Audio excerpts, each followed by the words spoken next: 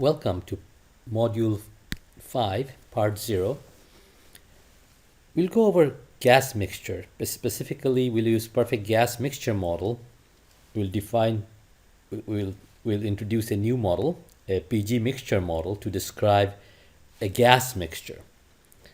And we'll solve a problem, simple problem, with verification, of course. The prereq for this section is Module 1, Part 2, where we discussed the original PG model covered in Chapter 3 of your textbook. This is in Chapter 11, the last part of Chapter 11, where gas mixtures are defined. So we'll begin with very basics. What we understand by mass versus mole, the two way of describing the amount of a system. So we go way back to Chapter 1 with an animation there. This is a screen capture from a slide from Chapter 1. And it describes basically how do we define or express the amount of matter in a system. Well, the first way obviously is mass. We will understand that mass is expressed by the symbol m, and the unit used is kg. So the amount of matter in a system is simply its mass, so many kilograms. The second way of expressing how much matter is there is to count the molecules. Again, here we are talking about a pure substance, and by the way, a pure substance means if you scoop a little bit of material from here versus there, you'll have the same composition. So air in your room right now is a pure substance, because if you scoop out some air from one corner versus another corner, you'll have the same amount of oxygen and nitrogen in it. In other words, the composition doesn't change with space. And thermodynamics, mostly all the laws we have been covering, deals with a pure substance, because they're valid for pure substance. And if you have a more complex system, say a piece of copper in water, then we divide that into two different subsystems. Well, now we'll simplify the system even further, and let's say we have not only have a pure substance, but we have just a single molecule everywhere. So let's say this system is made of a pure oxygen or pure nitrogen or pure carbon dioxide, etc. In that case, the mass is expressed again by mass m, and the number of molecules in the system can be expressed by what is known as mole, expressed by symbol n, and the unit becomes kilomole. And this is a little bit of confusion here, because look at the spelling, mol versus mole. Mole is the quantity, is the property, such as mass. What is kilomole? Is essentially a count of, it's like a big dozen, and is equal to a very big number. You probably remember this number as 6.023 into 23 from your chemistry class, but notice that we are talking about kilomole, which means 1,000 mole. So that's why the number is so huge. So it's important to understand here, not to memorize the number. That number is not so important, but a kilomole means a huge, huge, huge number of molecules. So first thing first, so any given system, we can express how much matter is there, so many kilograms or so many kilomole. And as we understand from chemistry, that each molecule must be identical. What is a molecule after all? It is the smallest unit of a material. If you take water and keep breaking it into smaller and smaller pieces, the smallest piece of water that you can find is the water molecule. If you break water any further, it will become hydrogen and oxygen, which are totally different from H2O. Likewise, when we say oxygen, we mean oxygen molecule, not oxygen atom, because that's the smallest unit of oxygen gas. We breathe oxygen, we cannot live without oxygen. But if you break the oxygen molecule, it will become oxygen atoms. And oxygen atoms are very corrosive. In fact, it will kill us in no time. Whereas O2, oxygen makes us live, oh, the oxygen atom will kill us. So in chemistry, when they say oxygen, sometimes they mean oxygen atom. But in engineering, whenever we say oxygen, nitrogen, carbon dioxide, we mean molecules. We mean a system made of a pure substance, and that is the smallest component, smallest unit of that substance. That's the molecule. So therefore, since each molecule is identical, we can define a constant, mass per kilomole. In other words, it must be a fundamental constant. It's mass of so many molecules. Suppose we have identical apples in a big basket, and if somebody says, what is the mass per dozen apple? Of course, that will be a constant if all the apples are identical. It doesn't matter which dozen apple you pick up, the mass will be so many kilograms, so many pounds. So that's an apple constant, we can say. Similarly, an oxygen constant will be what? The mass of so many oxygen molecules. And that's called the molar mass. We'll put a bar on top. The molar mass of a substance is a constant, of a pure substance is a constant. It is the mass per unit mole. So it's mass per unit mole is the molar mass. Molar mass of several substances are listed here, but it's good to memorize a few. For instance, molar mass of oxygen is 32 kg per kilomole.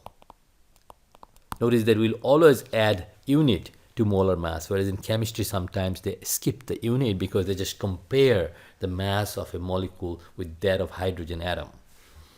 For engineers, it's very important that we understand what the unit means. So molar mass of nitrogen, for instance, is 28 kg per kilomole, which means if you take the same number of nitrogen, a kilomole of nitrogen, you will get 28 kg. A big dozen, or a kilomole of oxygen will have a mass of 32 kg. So for a pure substance, for a pure gas, it's clear what the molar mass means, and we can easily extend that definition to a mixture. So if I have a mixture which may have different kind of molecules in it, the total mass will not say M total, we'll just call it by M, and a given component we might describe it as Mk. So if I sum over all the masses, M1 plus M2 plus M3, so we are summing over K, but we'll pretty much drop that subscript. We'll simply write it as summation of Mk for quick expression. So it should be understood immediately. The total mass is sum of all its components. So if I have a box with different gases, say oxygen, nitrogen, carbon dioxide, and I know mass of each component, all I have to do is to add those masses. Sometimes they're called partial masses to get the total mass. Similarly, if I want to know what is the total number of mole, what is the total mole in the gas or in the mixture? What is mole? Mole is essentially the count of molecules, right? So if I know how many oxygen, how many nitrogen, etc. are there, so all we have to do is to add the number of each components. So we can write a similar equation. Obviously, the unit of N would be kilomole, and unit of mass will be obviously kilogram. Therefore, we can define the molar mass of a mixture. What does that mean? It's kind of like an average molar mass. It is the mass divided by kilomole. So this becomes a universal formula for us, that molar mass is M by N. So you can just turn it around and convert, say, mass to mole or mole to mass. So suppose in a mixture, we know the mass of, if we know the mass, we can go back and forth. So we can write the different formulas like this. And this is true for a mixture, and this is true for a component. For a component, we are simply going to add the subscript Mk, as you can see, And you can quickly see that it totally makes sense. So in other words, when I have a mixture, I can look at it as if it's a sum of different components. It has so many mk amount of partial mass of each component and nk amount of partial mole of each component, resulting in a molar mass, a mixture molar mass of this. Okay, let's now introduce a couple of more properties of a mixture. So if you have an mkg of a mixture and each component has a mass of mk kg, mk is sometimes known as the partial mass of component k. And that brings us to a definition of the mass fraction xk, which is the partial mass over total mass. And you can think of it as a fraction having no unit, or you can call it kg of k by kg of mixture, because really the two kgs are not the same on top and bottom. So xk is called the mass fraction. So when we have an mk kg of a mixture, each component has a mass of mk kg. The physical meaning of xk could be, suppose we start with 1 kg of a mixture, then it will have xk kg of k in it. So that's another way of looking at it. And if we sum over all the k's of the mass fraction, we know all the fraction add up to unity, but we can prove it very easily by definition. This is what? M is a constant, so it comes out of the summation, just like as in an integral. Or if you want to expand and show the same thing, we can write it like this. Sum over all components. M is the total mass. So what we get is M1 plus M2 plus M3 at the top, which is M over M equals 1. So this is an important relationship, that summation of xk is 1, because if the mass fraction of many different species are given, the last species, its mass fraction can be obtained by summing all the species mass fraction to 1. In a similar way, the molar description of a mixture can be converted into mole fraction. Again, suppose we have a mixture n kilomole with nk kilomole of k in it, n1, n2, n3, etc. Then, of course, n is summation of nk by definition. And we can define the mole fraction yk as nk over n. And just like we did for mass fraction, we can show that summation of yk is also 1.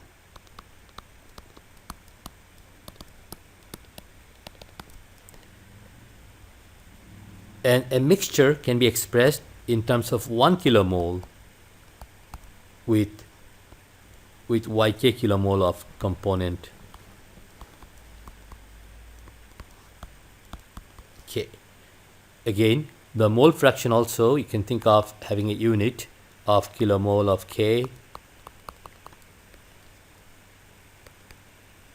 per kilomole of mixture.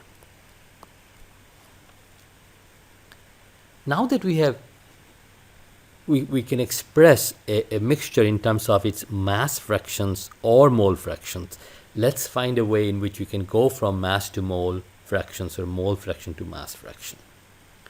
So let's begin with a mixture where the mole fractions are given. Suppose yk of a mixture is given. In other words, a mixture is composed of so many, the oxygen mole fraction of this, nitrogen mole fraction of that, etc.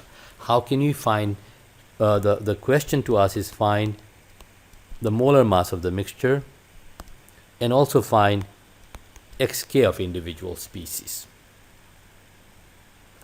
So we start with 1 kilomole of the mixture, and we recognize that it is yk kilomole of k in it.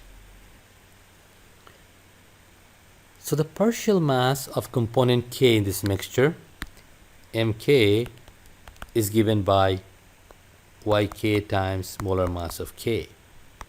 So in this 1 kilomole of mixture, we have yk so many kilomole of k times molar mass as a unit of kg of k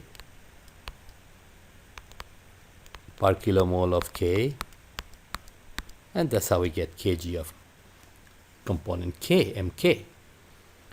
So the total mass of the mixture becomes summation of mk is summation of yk mk bar so many kg.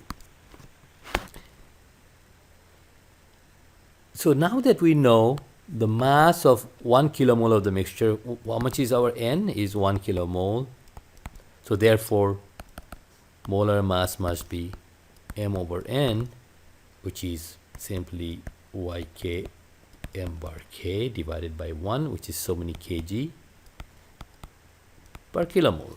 So we have a very simple way to find the molar mass of a mixture is simply the mole fraction weighted molar masses of components. Now to finish up, how do you find the mass fraction of a component? The mass fraction is the partial mass over total mass. mk, we already have an expression for mk divided by m. For m we have summation of yk mk bar, or if we substitute the expression for m bar from the above equation, we can write this simply as mk bar over m bar.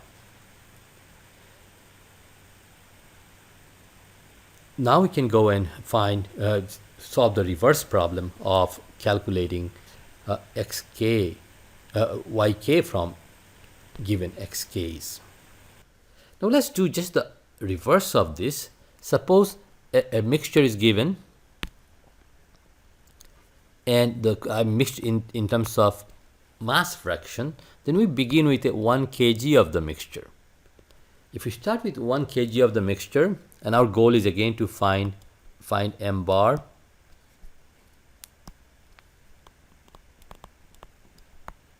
the molar mass of the mixture, and mole fractions. Again, in the future modules, you will see the importance of that, finding yk and xk from each other.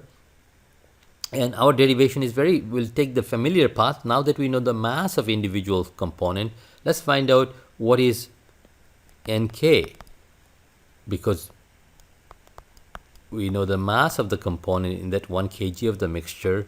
So mass by mole is simply sk so many kg of k per kg of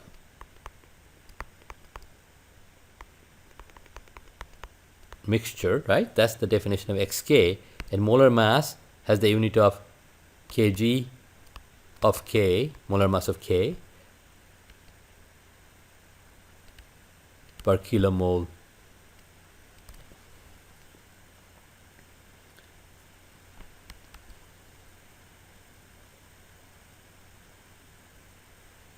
So therefore, this get cancelled, kg of k, so we get kilomole of k per, just 1 second. Okay, now suppose we have a mixture where the mass fractions are known, and we are to find molar mass of the mixture and components, the mole fraction of each component. So we'll start with 1 kg of mixture, and it will have xk kg of component k. So therefore, what we can write is that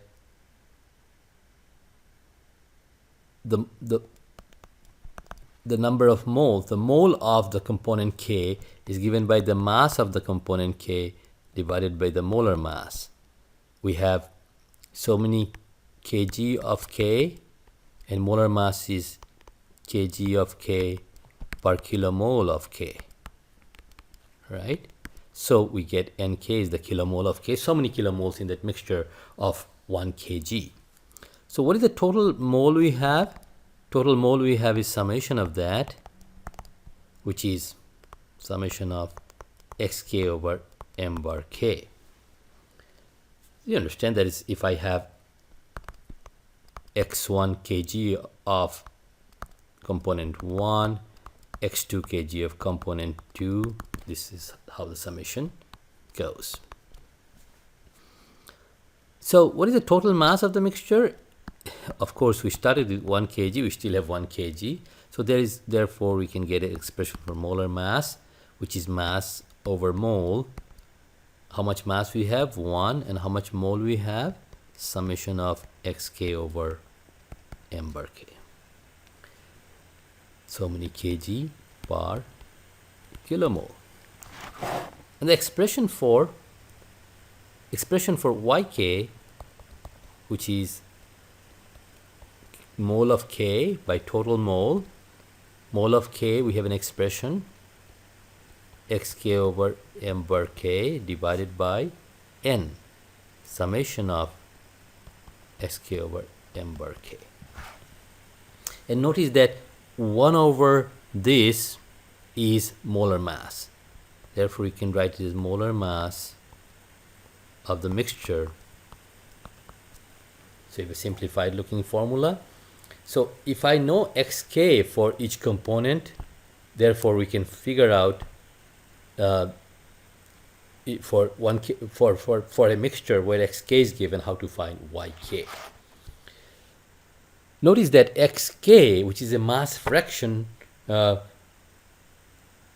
in one way we can say it's a fraction, it doesn't have a unit, but what xk really means is kg of K per kg of mixture. So if kg, you can say it's unitless, but also you can put a unit if you want.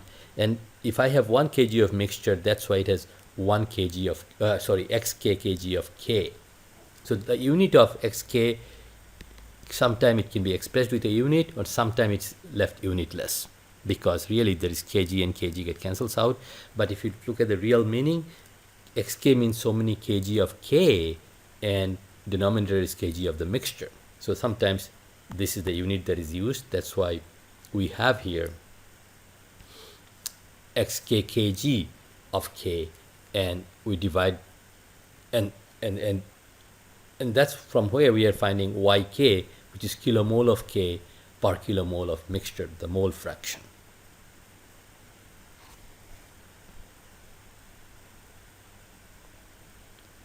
Okay, now let's do a quick example. Suppose we have a mixture is given that X of oxygen is 0.23 and the rest is nitrogen. So obviously nitrogen will be 1 minus 0.23. And let's say this is how we're going to model air. So we have 1 kg of air. And the question is, find m bar and y oxygen, y nitrogen. Essentially is a repeat of what we have done in the last. We could use in the last slide, and we could just use the formulas to calculate our answers, but we can also go from scratch. How we do that? Because the mole fractions are given, we can find how much oxygen is in there is X of oxygen by molar mass of oxygen, which is 0.23 over molar mass of oxygen is 32. So many kilomole of oxygen. And nitrogen we can similarly find from 0.77 divided by the molar mass of nitrogen, which is 28. So therefore, we can find the total mass as, the total mole as,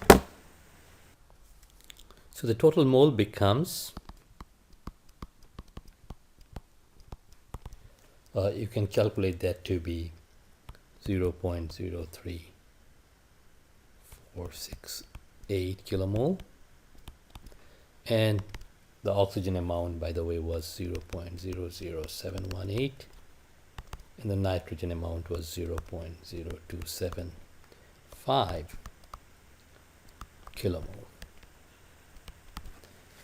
So now that we know the kilomoles of nitrogen, oxygen, and the total kilomole, and the mass is of course 1 kg, so therefore molar mass of air becomes m by n.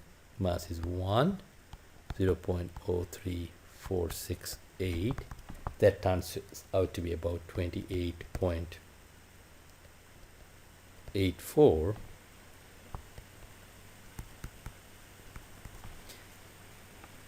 And generally, this is approximated as 29 kg per kilomole for air. That's a standard. The reason is that it is not just rounding up. It is because air has a tiny bit of CO2, and CO2 is heavier than nitrogen and oxygen with a molar mass of 44 kg per kilomole. So that has a tendency to raise this. So this is a very good approximation that air has a molar mass of 29 kg per kilomole. So if you want to find the amount of air in your room, just find the volume, and you can use, PV equals MRT to figure out exactly how much mass you have. PV equals, NRT. We'll come back to this formula a little later, but let's finish the problem at hand. To find the mole fraction of oxygen, and oxygen by total mole, we have already calculated both of them, 0.0718, and total mole was 0.03468, and that gives us a mass mole fraction of 0.207, which is approximated to be 0.21. So it's a common knowledge that oxygen, the mole fraction of oxygen is 0.21, whereas the mass fraction is 0.23. This is an important number to remember. Of course, Y of nitrogen is simply 1 minus that. So Y of nitrogen will be 1 minus 0.21, which is 0.79. So how do you verify these answers? If you go to test calcs, we're finding out simple properties. So we just go for states, system states. And you'll notice there are different kind of models here, material models, we could use for a mixture of two gases, Pg plus Pg model, or there is Npg model. The difference between the two is that Pg plus Pg will handle two different components, whereas Npg will handle n different components. So if you go to Pg plus Pg, just to show you how it works, go and launch the test calc.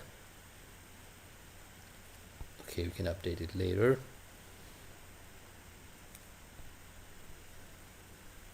And it's really same as all other test calc we have seen. The state panel looks very familiar, except here there are two different gases.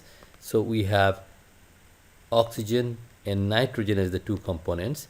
Oxygen is our gas A, nitrogen is our gas B, and XA and YA represent the mole fraction, mass and mole fraction of component A, whichever we chose. In this case, we choose oxygen as our A, and the mass fraction is given to us as 0.23. Just entering or calculating, immediately we get the mole fraction.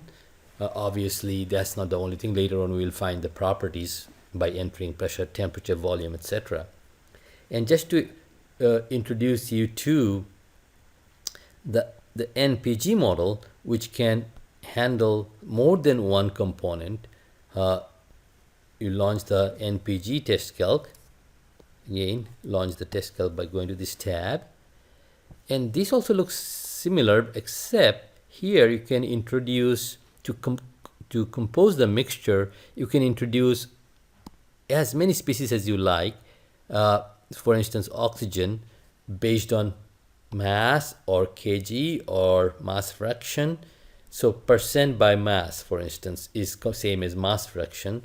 So suppose I have 23% oxygen, so click the add button. That's how this is added. Now suppose we want to add nitrogen, and we add percent by mass. So nitrogen will be 77%.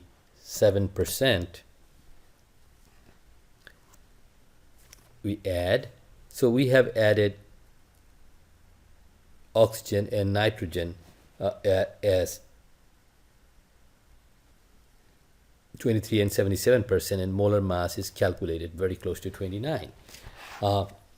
Suppose we say, oh, we also will add some hydrogen. Of course, percent by mass will not work because we have will be more than 100%. But as you understand, you can create a mixture not by just percent. You can just put how many kg of each or how many kilomole of each component is there, and adding them up and creating the mixture. And in this panel, a lot of mixture properties and component properties that we're going to learn will be displayed. To remove a component that you've already added, just add the amount 0, and that removes the oxygen, for instance, from here. If you want to compose a mixture, so for instance, let's super initialize. That initializes everything. Suppose we are making a mixture out of known masses. Suppose we have 1 kg of oxygen, we have 1 kg of nitrogen, we have 1 kg of hydrogen, and so we made a 3 kg of the mixture. You'll notice that over here, the mixture properties, the partial masses, partial moles, mass fraction, mole fraction, etc., are dynamically calculated. So you can have a complete picture of the mixture, and this kind of property, the partial properties, will be discussed later, are used in very, very advanced combustion calculation. You can see that all these mixture properties are displayed in this block.